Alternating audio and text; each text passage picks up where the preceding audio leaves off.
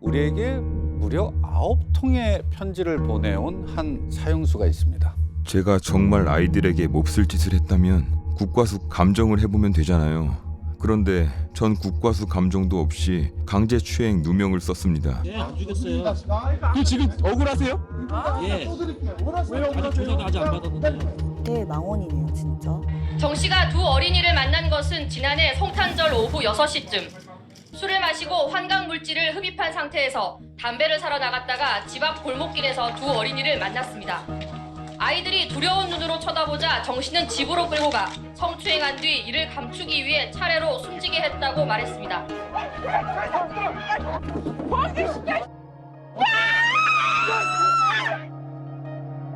과연 무슨 근거로 자신의 범행을 부인하며 억울함을 호소하고 있는 것인지, 그날의 진실은 대체 뭔지 되짚어 보겠습니다. 지난 가을 프로그램을 준비할 때부터 최근까지 우리에게 무려 9통의 편지를 보내온 한 사형수가 있습니다. 테이블 위에 있는 편지들이 모두 다 한 명이 보낸 편지들입니다. 정성현? 굉장히 평범한 이름인 것 같은데. 네? 정성현이란 이름은 조금 낯설게 느끼실 거예요. 근데 아마 이렇게 얘기하면 많은 분들이 기억하실 수도 있습니다. 지난 2007년이었죠. 네. 크리스마스에 실종됐다가 3달 만에 싸늘한 죽음으로 돌아온 혜진이와 예슬이. 네, 이른바 안양 초등생 납치 살해 사건의 진범입니다. 아니, 고작 10살, 8살밖에 안 되는 그런 아이들을 살해해놓고 아니, 무슨 할 말이 있어서 이렇게 많은 편지를 보냈을까요? 정성현이 보낸 편지를 한번 읽어보겠습니다. 참 오랜 시간이 지났습니다. 독방에만 갇혀 지내고 일일 1시간 실외 운동뿐이라서 하루하루 견디며 살고 있습니다. 오랜 시간이 지났지만 저를 잊지 않고 계시는 분이 있으시니 그 자체로 감사할 따름입니다. 자기 죄를 거부하는 것은 권리의 행사이고 위법사항이 아닙니다. 이렇게 억울한 사정을 말씀드릴 수 있어서 참 기쁘게 생각합니다. 저는 하지 않은 행위를 하였다고 누명 썼고 그 과정에 증거 조작이 있었습니다. 저의 편지를 갖고 채널 A에서 무슨 내용으로 받아들일지 모르겠지만 제가 그런 위험을 무릅쓰고 편지를 쓰는 이유는 그래도 사실을 보도할 것이다라는 믿음이 있기 때문입니다. 나는 억울하다. 내 사건은 조작되었다가 주된 핵심이고요. 그래서 이제 무죄다 이렇게 주장을 하고 있습니다. 최종적으로는 재심을 하겠다. 지금 이런 이야기도 적어놓고 있습니다. 저희가 좀 보다 정확한 사실 확인을 위해서 또 검토도 해야 되니까 네. 그 당시 사건을 이제 담당했던 검찰, 경찰 그리고 이제 정성현의 변호인 등 약 20명이 넘는 관계자들에게 연락을 했습니다. 근데 그들 모두가 정성현이란 이름 3글자를 꺼내는 순간 학을 떼면서 일체의 인터뷰를 거절했습니다. 정성현은 이제 뭐 자기 마음에 들지 않는 내용들 조금이라도 심기가 거슬렀다라고 생각을 하면 고발을 그냥 남발을 해서요. 법정 싸움으로 끌고 갑니다. 그래서 이제 자신 사건 관련 보도를 한 수많은 언론사, 기자들 대상으로 명예훼손을 했다면서 소송을 하기도 했고요. 또 뭐 구치소장, 대한민국을 상대로 한 소송도 있었습니다. 어린 두 소녀를 살해했고 시신을 잔혹하게 훼손하고 유기까지 한 인면수심의 범죄자 정성현. 과연 무슨 근거로 자신의 범행을 부인하며 억울함을 호소하고 있는 것인지. 2007년 악몽 같았던 크리스마스, 그날의 진실은 대체 무엇인지 되짚어 보겠습니다. 먼저 사건 당시 정성현의 진술과 판결문을 토대로 재구성한 범행의 전말부터 들여다보시죠.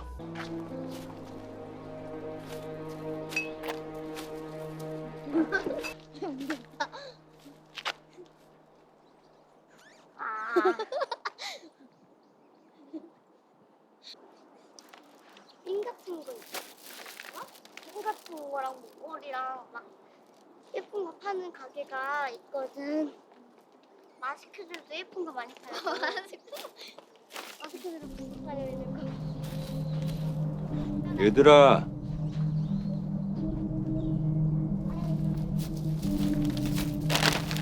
과자 먹을래?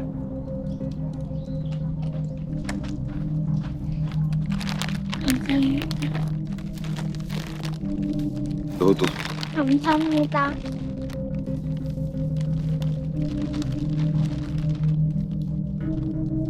얘들아.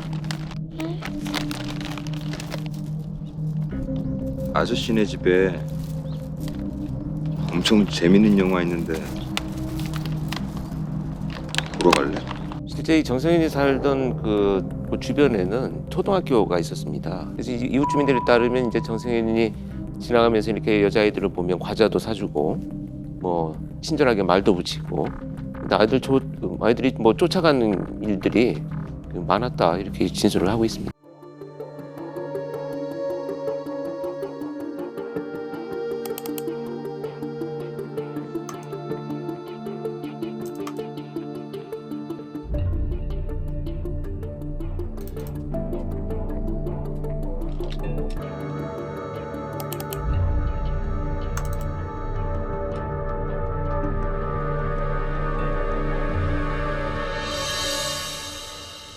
경찰이 정성현의 집을 이제 압수수색했을 당시에 그 집안에 있는 컴퓨터에서 잔인하게 사람을 잔해하는 그 살인 동영상 있죠, 스너프라고 불리우는 그 동영상과 또 아동을 대상으로 한 음란 동영상들이 1,400여 개가 나왔답니다. 그리고 음란 사진도 뭐 10,000장이 넘게 이렇게 있었고요. 그러니까 검거 후 재판 과정에서 진행한 이런 정신 감정 결과에도 어떤 성적 가학증 그리고 아동을 대상으로 하는 소아 기호증 뭐 이런 게 의심된다라는 평가를 받았죠. 이 실제 수사 과정에서도요 아동 성착취물이죠. 이것을 소지한 사실이 이제 수사에서 드러나니까 누구나 할 수 있는 실수다.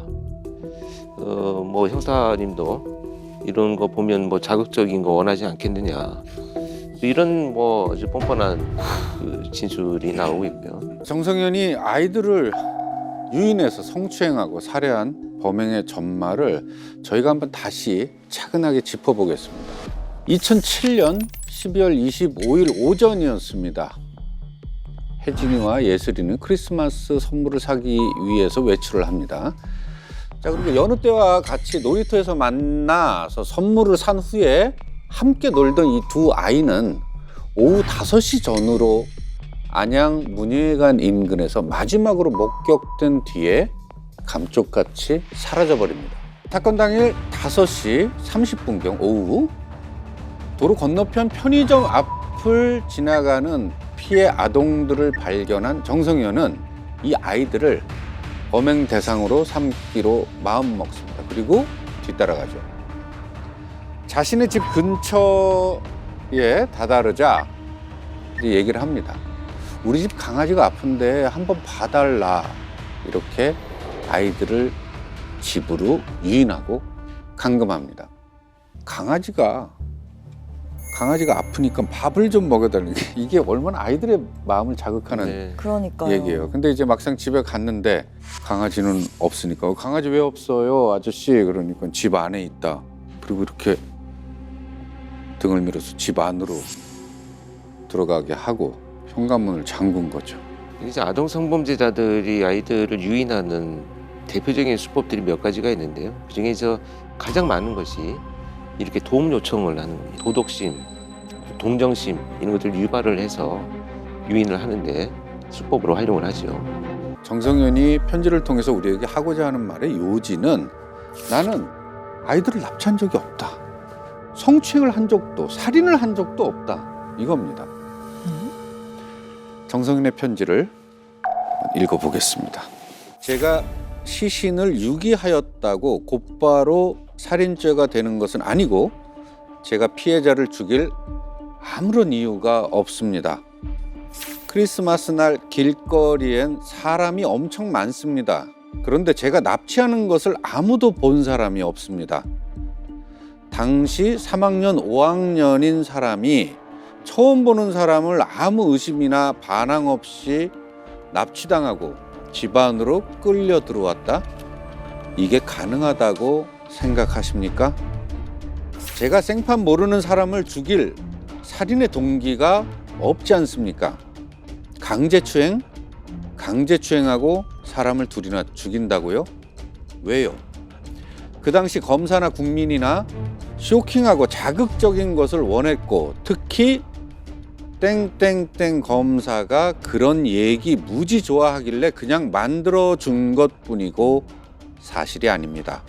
저는 두고 보자. 내가 반드시 증거를 찾아내겠다라고 다짐하고 지금까지 온 것입니다. 이젠 무죄 증거를 제가 갖고 있어서 살인죄 인정할 수가 없습니다.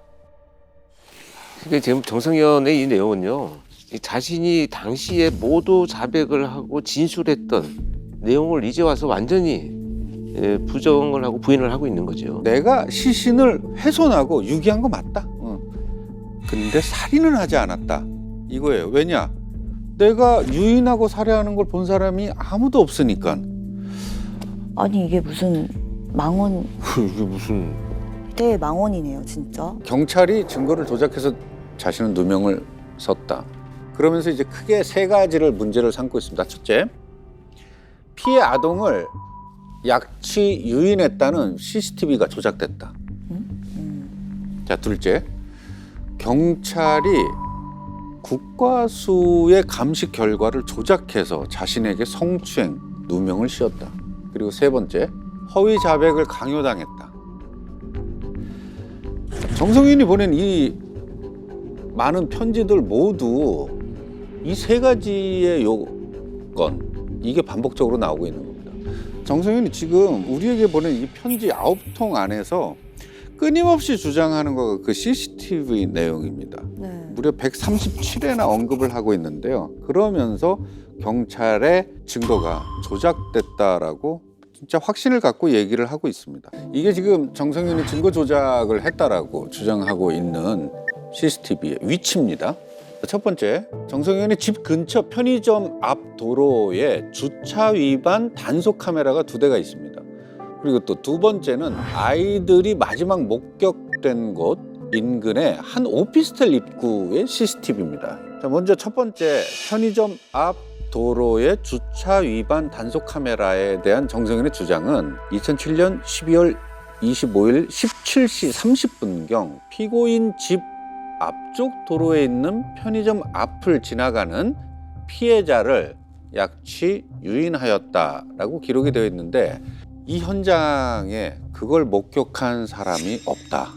그리고 그 위치를 촬영하는 2대의 주차 위반 단속 카메라에도 본인과 피해 아동들이 찍힌 사실이 없다. 정성현이가 지금 주장하고 있는 대로 그 당시에 카메라에 정성현과 피해 아동들이 찍히지 않은 건 사실입니다. 약취유인한 지점이 이제 그 편의점 앞 도로다 이렇게 지금 명시되어 있다고 얘기를 하는데요. 실제 공소장과 판결문에는 정성현이 아이들을 약취 유인한 곳으로 명시된 곳은 여기가 아닙니다. 윗길에 동네 분들만 다니는 뒷길이 있습니다. 여기는 CCTV가 없습니다. 당시에 경찰 이 수사 보고서 4분까지 보냈습니다. 그리고 주변에 CCTV를 살펴본 결과 보고서예요, 이게. 근데 이 보고서를 보면 주차 위반 단속 CCTV라고 되어 있고요. 여기에 특이 수사 단서 없음이라고 적혀 있습니다. 정성현은 지금 이 기록을 보고 경찰이 자신의 무죄를 입증할 증거를 없앴다라고 확신을 갖고 있는 것 같아요.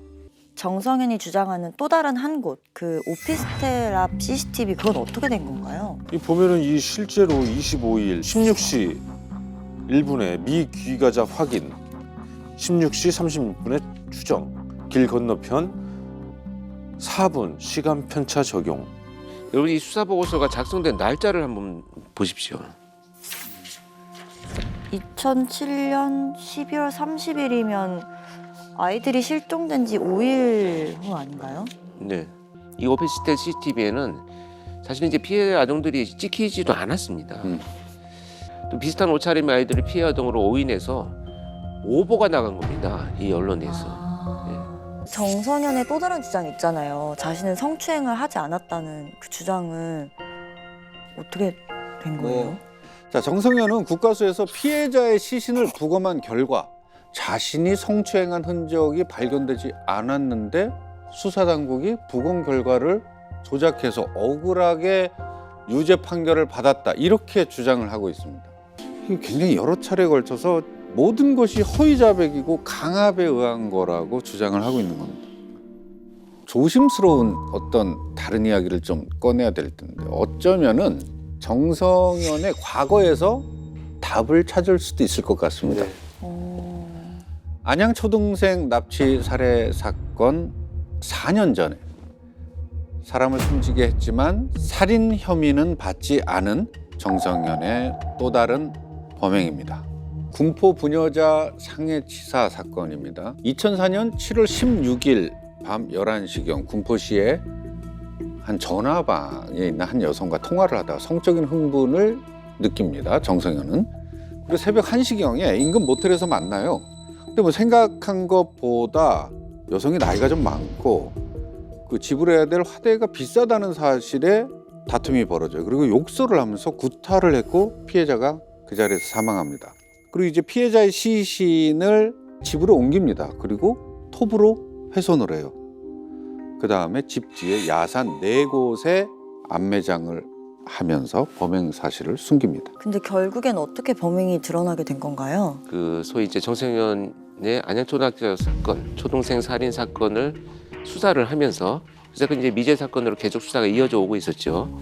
그 군포 부녀자 실종 사건. 그래서 이 정성현이 연루되어 있다는 사실을 경찰이 확인을 합니다. 그 당시에도 실종된 여성의 마지막 통화자였고 이 사건도 정성현이 유력한 범죄자이다 보니 이 두 사건은 동일범에 의한 범죄로 판단하고 수사를 진행을 하죠. 4년 만에 드러난 이 군포 여성 사건이 살인이 아닌 상해치사가 됨으로써 정성현은 이 사건을 통해서 단순히 뭐 사체 처리 방법만 배운 게 아닌 것 같습니다. 그러니까 살인의 고의성을 증명할 수 없다면 어쩌면 이미 결론이 난 사건도 이렇게 뒤집을 수 있다는 그런 생각을 하게 된 것 같아요. 철저하게 수사한 증거 앞에서 결국 모든 범행을 시인한 정성현에게 재판부는 결국 사형을 선고했습니다. 그 죄질과 범정이 극히 나쁘고 범행 수단이 잔인하고 포악하여 온 사회를 경악하게 만들었다. 어린이를 상대로 납치, 성폭력, 살해 등을 저지르는 극단적인 범죄는 더 이상 우리 사회에 존재해서는 아니 되도록 하는 것이 이 법원에 책무할 것이다. 피고인에 대한 형을 사형으로 정한다. 그의 악행의 전말을 들여다보는 내내 머릿속을 맴도는 의문이 있습니다. 도대체 이 편지들을 통해서 그가 얻으려고 하는 게 뭘까? 왜 이 편지들을 보냈을까 하는 거죠. 결론은 어떻게든 재심을 청구해서 사형을 면하고 싶은 오직 그 목적이다, 이렇게 판단을 합니다. 그러니까 마지막으로 보낸 편지에 그 심경이 아주 노골적으로 드러나 있습니다. 정권도 바뀌고 사형도 집행될 수 있고 일부 기자들이 특히나 저의 실명을 쓰면서 사형 집행 1순위라고 아직도 기사가 나오고 있는데 이제 저도 이판사판입니다. 증거 조작해서 저를 죽이면 그 검사, 경찰도 살인자입니다. 정권이 바뀐 것이 잘된 것인지 아닌지 모르겠지만 잘못된 수사 재판은 바로 잡아야 됩니다. 이게 저의 신념입니다. 그럼 도와주실 것이라고 믿고 이만 줄입니다. 악마의 손에 사랑하는 딸을 잃은 그날 이후에 고 우예슬 양의 가족분들은 삶의 터전을 떠나야 했고요. 고 이혜진 양의 아버지는 막내딸을 잃은 슬픔에 원래 술을 못 드시는 분이셨다고 그러는데 하루하루 술로 보내셨다고 합니다. 그래서 2014년 끝내 딸의 곁으로 떠났습니다. 감옥에서 평생을 속죄하며 살아야 할 살인범은 정작 재심이라는 헛된 꿈을 꾸면서 희망을 품고 살아가고 있죠. 정성현의 사형 선고가 번복될 일은 절대 없을 겁니다. 이미 법원에서 사형 선고를 내렸고 우리가 사는 이 사회에서도 사회적 사형 선고를 내렸습니다. 정성현이 조금의 헛된 희망도 갖지 말길 바랍니다. 오늘의 블랙 마치겠습니다.